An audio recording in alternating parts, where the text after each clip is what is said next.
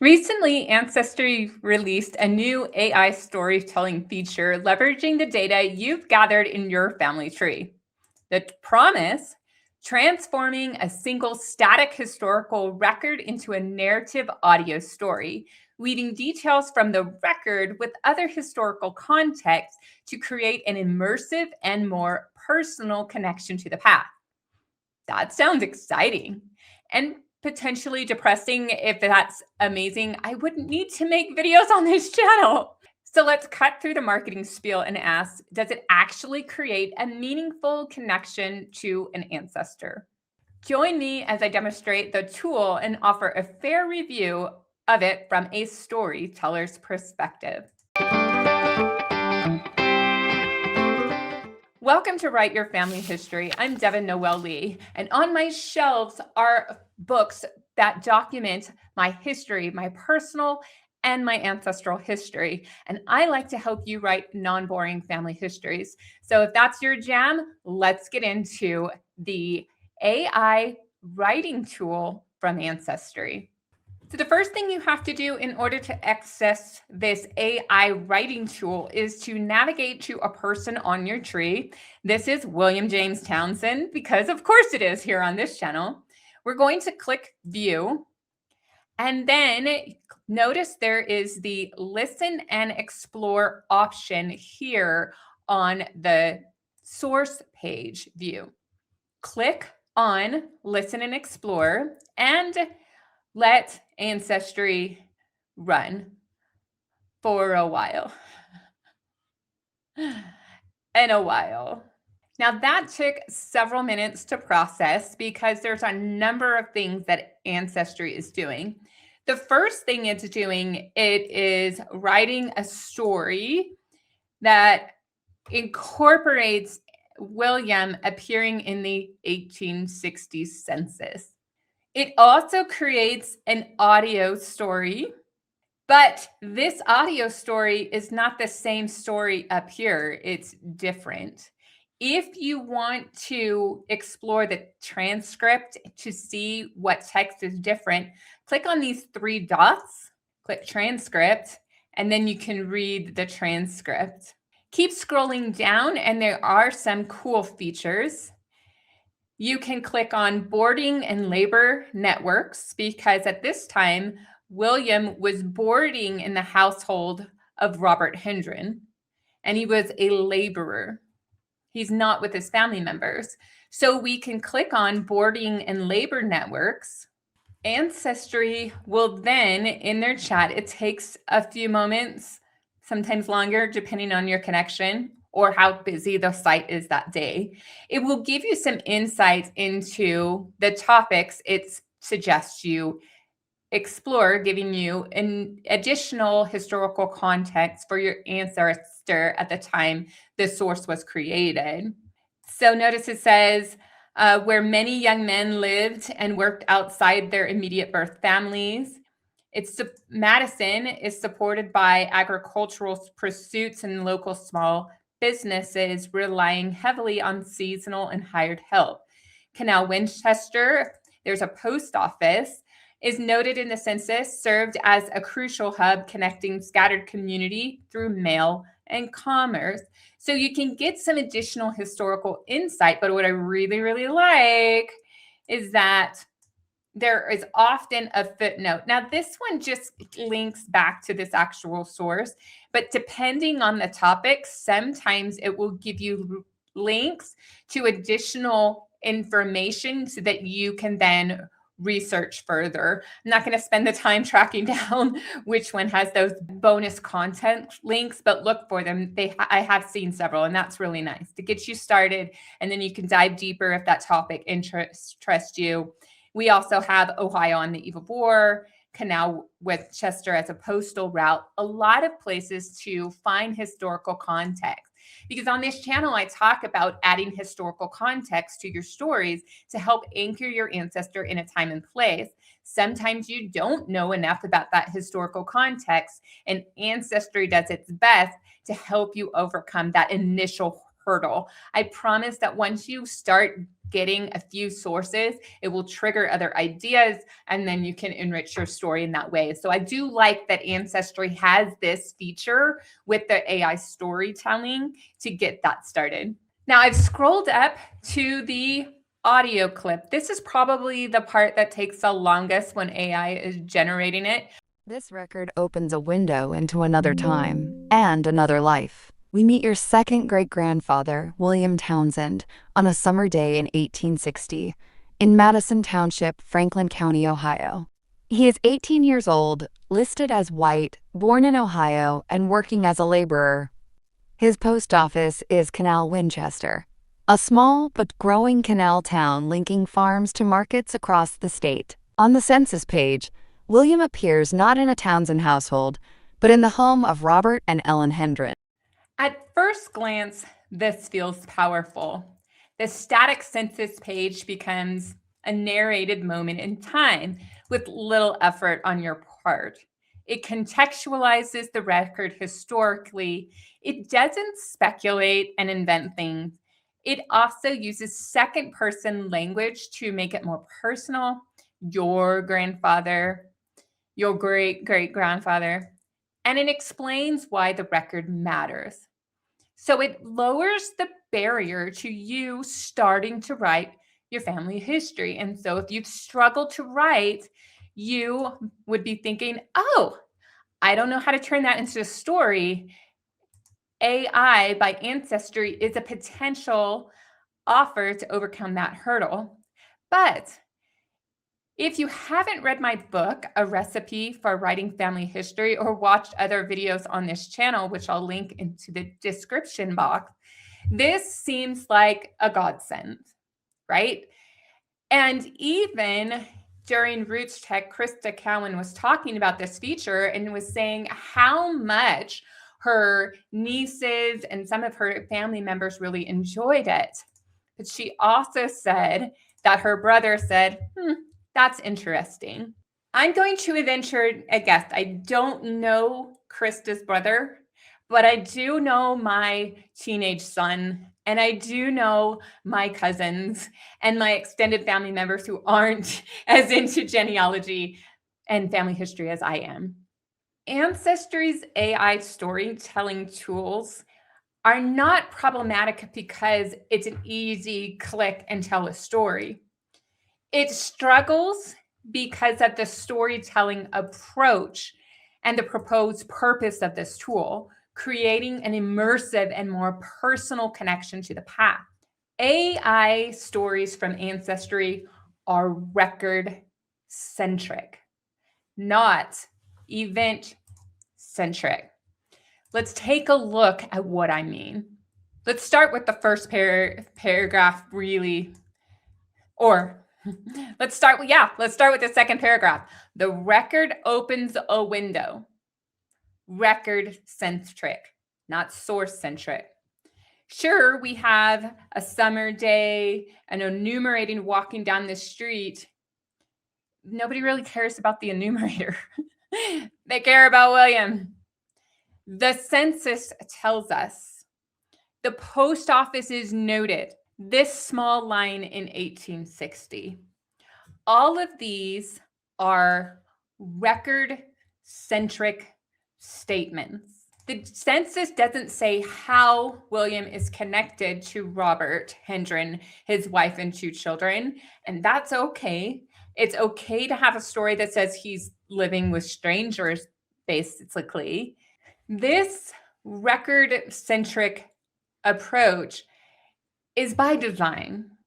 This story doesn't show up unless you activate a source. And I have no problem with having a source be the data behind a story that's created. But if you tweak the story view from record-centric to event-centric, leveraging the details on the source, then I think we get a little bit more immersive and connected. So let me drive this a little bit further home by showing you an example of what an event-centric writing would be. So instead of On the census line, we find your second great grandfather. Inside the household lived Robert Hendren, 37, Ellen, 29, and her two daughters, under the age of 5. And in that same house was William Townsend, an 18-year-old laborer who is also from Ohio. Notice how I removed the references to the record and focus on what is happening in 1860, where William is concerned. So here's another way I would revise this. On a summer day in 1860, at the home of 444, actually, I wouldn't even put dwelling 444 because that is not a street address. Okay? That is kind of meaningless information that was just used by the enumerator to figure out who's a family, who's not. Don't put that in there. That's not helpful. But if it's a street address and it was 444 First Street in Madison Township, go for it. So again, on a summer day in 1860, Ohio stood as a free state in a nation under strain. On a summer day in 1860 in Madison Township, Franklin County, there was a household of Robert Hendren, Ellen, and those forth. If you've watched videos on this channel, you know I used a zoom in technique to tell the story. We start broad, we narrow in, and we focus on the event. This is all adding that historical context because it is right before the Civil War, pulling that in from the suggestion from Ancestry AI tools. And now we're in the household. And then we can go into details about Canal Winchester. We can talk about the labor force when somebody is residing in the home and they're not necessarily related to these individuals, and take those rich details that Ancestry pulled out. The other thing that I would recommend is not breaking the fourth wall and talking to the person hearing the story. If we go back and we look at the transcript, there's a final line. Stories live on when they're shared. Pass this along and experience more of your family's history with Ancestry. If you could edit the audio and take that out, it would be more shareable and of interest to your family. But Ancestry wants to build interest in this tool, and I can't blame them for having that line on there, but it's breaking the fourth wall of storytelling and taking you out of the moment. And so I understand why they're doing it, but I don't like it. I want to be fair. So again, the problem I'm having with the storytelling approach isn't that the tool isn't cool. That's a double negative. But I like the concept. I wish that there was more feedback given. I don't like when a record-centric version circles back on the census over and over again, explains the federal system, and explains terms like apportionment. I do like when it does explain some things that the record doesn't say, like why would a laborer be in the house of somebody they're not related to? And so when it comes down to my honest review of this tool, it isn't the approach so much. My problem is the marketing department's promise to create an immersive and more personal connection to the path that the current storytelling version is not hitting. It's educational, not personal. And because it focuses on the record and breaks that fourth wall, the approach is hard to become lost in, so it's not quite immersive. So another way to say this is storytelling connection happens when we feel the moment, not when we're reminded we're learning about a record. So this is a classic case of marketing promise outpacing product design. Now, I studied marketing at Texas A&M University, Giga Maggie's, and Andy studied engineering. And we have had numerous discussions over the years about client expectations being off because what engineers design and create doesn't often match the marketing message that can lead to that customer dissatisfaction. satisfaction. And that's where I'm sitting right now. I think there's a mismatch. The tool is kind of cool and it is innovative, but it's not quite delivering on the promise that was associated with the release of the tool. So let's step away from this specific AI tool and address some concerns I have with AI and genealogy writing at this time. And then we'll circle back to the AI writing tool. So if you don't mind, come along on this tangent with me. Genealogy already struggles with clutter. And I've heard Stephen Little, who talks about AI a lot, and my husband use this term schlop, but it's just clutter or junk. Unsourced trees, copy and paste methodologies, surface level storytelling. All of this is genealogy clutter. I'm going to be polite and just call it clutter. And so my concern with AI writing tools, like the one we just looked at, if used unedited, could create a new batch of clutter. And when that happens, when stories feel generic, family members disengage even more than they already are. And yet, aren't we trying to use these tools to connect with our disengaged relatives? So, enough with the criticism of the tool as it stands right now. How would it be better? Well, I think there are two choices when generating a source-based story. So if your intended audience is children, under the age of 13, teenagers, 13 to 18, adults, the word choice, sentence structure, and flow of the generated story should change depending on the two primary selections. Who is the audience for? We need to be able to select the audience, and then we need to select the focus. The first decision to make is, are we going to be record-focused, event-focused, or person-focused? The other thing that would make this a little more exciting for a general audience is to show, not tell. And they got close when they were showing that there's an enumerator on a summer day walking in Madison Township. That's showing. But then they break the wall and tell us it's on a record. You see what I'm saying? We want to show what's happening, show the family of Robert and his wife and two daughters with this border in their home. If you want to learn more about show, don't tell, check the link in the description box for a video on that. The other thing I don't know that Ancestry writing can do right now is link the different sources together, because William is in this household without his family. And previous census records, he doesn't appear. And then he shows up in subsequent records with his wife and children.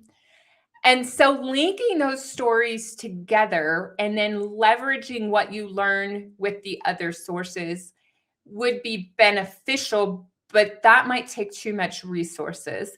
So exploring the different, the changes between records would be beneficial, but I just think it is beyond the scope of what Ancestry can do. If I'm wrong, I'm open to somebody changing my mind. So let's have that discussion in the comments below. The next thing that can make this tool useful is to generate the script for audio, allow you to make edits before it generates the final audio. AI uses a lot of resources, and the fewer times that you're going to use AI to generate resource-heavy things like text and audio and video, the better. So I would like it if you could edit the text first. And then that way, if you wanted to tweak a little bit of the draft that Ancestry puts out, and then have it read your final changes, that would be kind of helpful. Because what if the census record was wrong and it had the name Henry Huppy instead of Heinrich Hoppe. Well, now you have a story that's saying people's names incorrectly. And if you could go and edit that before generating the audio clip, that would be kind of handy too. But I just feel like that's kind of a pipe dream. The amount of coding and resources to edit and regenerate audio files might just be too much for what Ancestry is after. I could be wrong. I'm excited to see that they're trying. So this isn't a negative review. It's a fair review where it's like, oh, this is really cool, but it's not quite there. And oh, what if they did? And that's the beauty of the age that we're living in with these AI tools is, oh, that's really cool. Oh, but it's kind of missing the mark. Oh, but if it did this, it would be nice. And anyway, so play around with the tools, see what you think. And heck, if you can edit the audio and change things up a little, that'd be kind of cool too. But here's what I would really like to see happen. I would like to see a third-party platform partner with Ancestry. Ancestry takes your data and gets these initial stories going, and then you can send it off to a third-party tool that just focuses on enhanced storytelling. Because what if they could take a sampling of your voice or your ancestor's voice from a recorded audio clipping, and then you can have your ancestor speak the script that's generated? That would be kind of cool. I also would like to change some of the voices. The voices are just a little bit too generic. I mean, if I'm telling a story about a German immigrant ancestor, I kind of want to have a German accent. If I'm talking about somebody from Lithuania, I really love the Lithuanian English accent. It's just so great. But I also would like to be able to have the story in a different language. I mean, do you see that the technology is cool? It is cool. And the development of it might need to be not done on Ancestry, but the Ancestry feeds it and then you can tweak it. Yeah, that'd be kind of fun. So my overall takeaway, my hot take on the AI writing tool by Ancestry, I don't think it's revolutionary. I also don't think it's necessarily a distraction and we should just avoid it. I really think it's a drafting assistant. Tools that help you draft a story and get over the writer's block of the blank screen, you got my 2 thumbs up. And I really feel like the draft, even though it's record-centric and it breaks the fourth wall, you could copy that, put it into a word processing program of your choice, tweak it up, make it really awesome, and maybe we can find that third-party app that can take your text and put it in a voice that's really awesome, or you may just decide, hey, I'll just record it myself, whatever. Ancestry's tool, if the marketing is it's helping you draft your first story, leveraging the details on your tree, amen, it's awesome. I love it. It's really, really handy. But as writers and family historians, we have to realize that no tool's easy button is going to solve all that problems. To make good on the promise of AI storytelling that creates an immersive and more personal connection to the past, we got to do a little bit of the heavy lifting. But I love that Ancestry's AI tool is helping you get started. So let me know what you think. Do you really love it and think, oh, this is the best thing since sliced bread? Do you think, oh, that's the dumbest thing I've ever heard? Or are you somewhere in the middle where like, hey, I really like this as a step in the right direction to help me get started. And now I can go and tweak things using the various things that I suggested. I can't wait to read all of your comments and respond to them. So we will see you in the next video, and let's talk about AI tools that help us improve our writing. And then let's learn strategies to improve what the AI tools offer. See you in the next video.